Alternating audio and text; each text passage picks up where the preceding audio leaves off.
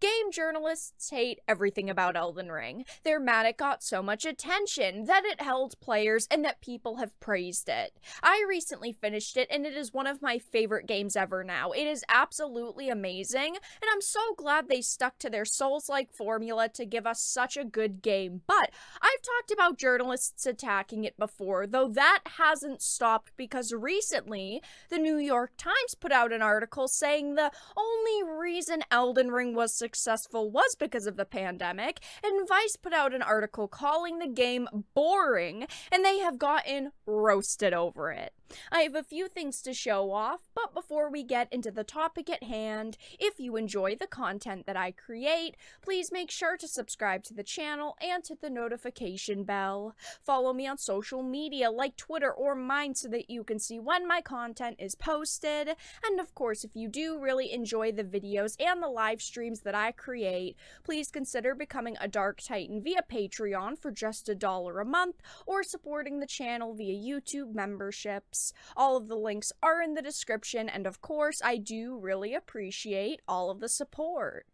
So I wanted to start off with this article from the New York Times. In Elden Ring, the struggle feels real. As you guys can already tell, these are articles that make absolutely absurd claims. But it starts out with saying, in the last 2 years, the pandemic has brought us many works of art that have tried to definitively capture humanity's struggle. There was that movie with Leonardo DiCaprio turning pink as he shouts at the top of his lungs for people to look up at the comet hurtling towards Earth. It was so on the nose that it provoked little thought. Yes, we are divided, likely doomed. What of it? No medium has come as close to perfectly encapsulating our situation as video games. In the beginning, many of us, when we were in lockdown, we played Animal Crossing, which involves finding comfort in simple tasks like fishing and gardening while stranded on an island. This year, we are playing Elden Ring, a ruthlessly difficult game that gets only harder the more you play it. That about sums up what it's been like to live in a pandemic.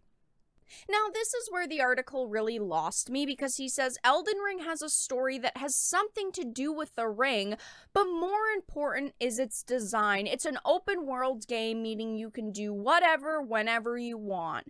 Players will ride a horse through a poison swamp, sprint across molten lava, and traverse a crumbling bridge surrounded by tornadoes, fighting or evading enemies along the way. So this individual doesn't give any details proving that he played the game. I mean, he's saying you're riding a horse. He could have said torrent. He's saying it has something to do with a ring. He doesn't specify any characters or what happened to the ring.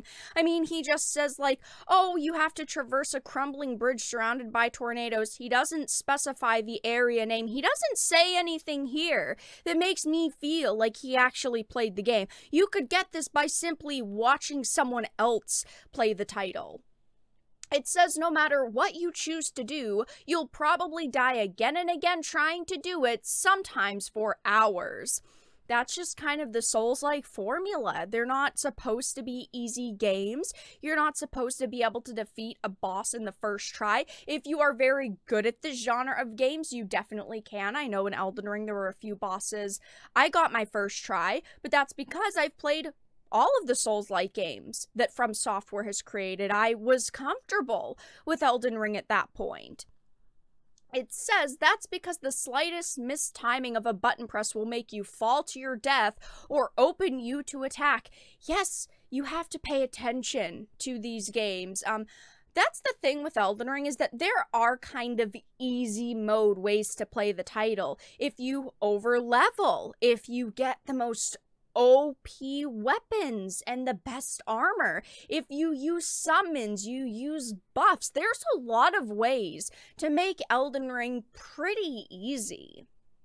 It says even the most experienced gamers will die dozens of times in a dungeon before reaching the boss, the main villain at the end of a game level. This doesn't read like someone who's played video games before. If you are trying to write an article for gamers, you do not have to explain what a boss is. You do not have to say, oh, it's the big baddie at the end of a level. I mean, it just sounds very rushed, put together very quickly. I mean, this article is just terrible.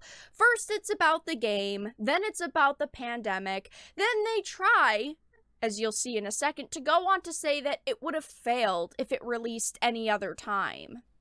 He says it's difficult to imagine Elden Ring succeeding in any other era, which is absolutely absurd. Look at how many Souls games there are, and look at how many millions upon millions of copies these titles have sold. The Souls-like games are extremely successful. If Elden Ring had released last year, it would have done well. If Elden Ring released in 5 years, it would have done well. It didn't matter because there is already a core audience for Souls-like games, and you also have to consider that this game had George R.R. Martin's name attached to it, so you are automatically getting his fans interested in this title. And I mean, the Souls games have had a huge impact on the gaming industry in general because they are known for their difficulty, they are known for being challenging, but they're also known for being very fulfilling. So this is an absolutely absurd claim to make. I mean, if we quickly look at this chart, it says lifetime unit sales generated by the Dark Souls series worldwide as of May 2020. So consider this is a couple of years. This doesn't include Bloodborne, and this doesn't include Demon Souls, and it also doesn't include Elden Ring, which sold over 12 million copies, only 12 million in the first month of release, and this number is 27 million in sales. That is a ton of units. So we're probably talking around 40 million, 50 million if we include Bloodborne, Demon Souls, and Elden Ring at this point. And before we move on, I just wanted to show this gem of the article. As you can see, this is a image of a death screen in Elden Ring, but it's not a screen capture because they took a photo of the game with their cell phone, and you can tell just by the colors here. If you look at the bottom left at the HUD, it's cut off, it's angled. I mean, this is a perfect example of how to not write an article about a game. This is why people laugh at game journalists, because they don't know how to take a screen capture of something, or maybe they didn't even play the game. I'd love for them to admit either one. Oh, I didn't play the game, so I couldn't take a screen capture, or I don't know how to take a screen capture, because either way, it would make them look dumb. Now, heading on over to the next article, it's by Vice. It says Elden Ring is extraordinarily beautiful, but also totally boring. For the past few days, I've been rampaging across the dark and mysterious lands between the long-lost kingdom in the background of the much-anticipated action role-play video game Elden Ring. Produced by From Software, a Japanese game development company best known for the Souls series, the game has been highly anticipated. They do actually explain the story a little bit, which is great, but it's more of like a Wikipedia description of what Elden Ring is. Regardless, they do give a little bit more detail as to what Elden Ring is compared to the first article, so I do give them credit for that, but this article is also just terrible. I have to preface what follows by saying Elden Ring is incredibly beautiful. Unfortunately, my excitement evaporated as quickly as it had risen once I realized that Elden Ring had one crucial thing in common with Dark Souls: the gameplay that feels unoriginal and pretty damn boring. All you do is take part in really hard fights, loot enemies for experience, and hope to level up enough to make the next encounter less difficult.